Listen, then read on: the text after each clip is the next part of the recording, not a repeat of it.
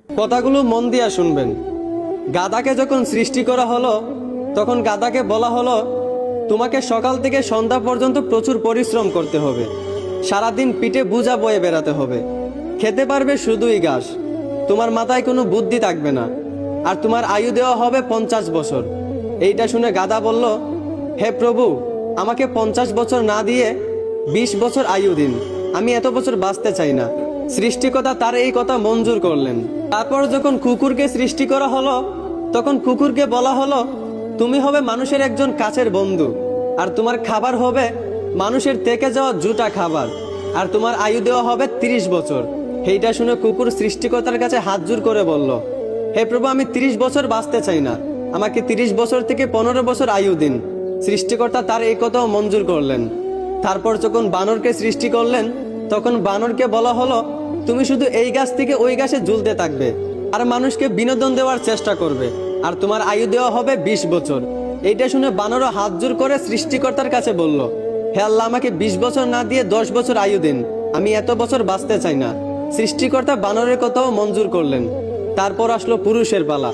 পুরুষকে যখন সৃষ্টি করা হলো তখন পুরুষকে বলা হলো, তুমি হলে প্রাণীদের মধ্যে সবচেয়ে বিচক্ষণ এবং বুদ্ধিমান, এই জন্য তোমাকে প্রাণীদের শিরোমণি করা হলো, আর তোমার আয়ু দেওয়া হবে 20 বছর। এইটা শুনে পুরুষ সৃষ্টিকর্তার কাছে হাত জোর করে বলতে লাগলো, হে প্রভু, 20 বছর আয়ু একদম কম হয়ে যায়, আমি আরো বেশি দিন বাঁচতে চাই।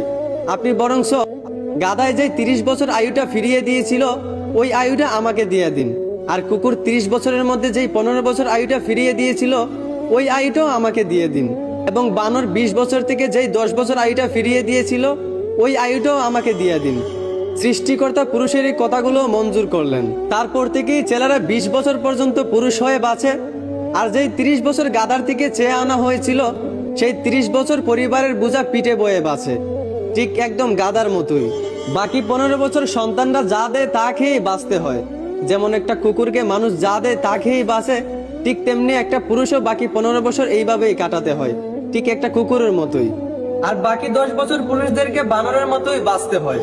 বানর যেমন এক ডাল থেকে আরেক ডালে ঝুলাঝুলি করে এবং মানুষকে বিনোদন দেয়, ঠিক তেমনি পুরুষদেরকেও বাকি 10 বছর বাঁচতে হয়, একবার ওই সন্তানের কাঁধে ঝুলে একবার ওই সন্তানের কাঁধে ঝুলে, এবং নাতিদেরকে বিনোদন দিয়ে এইভাবেই বাকি 10 বছর বাঁচতে হয়।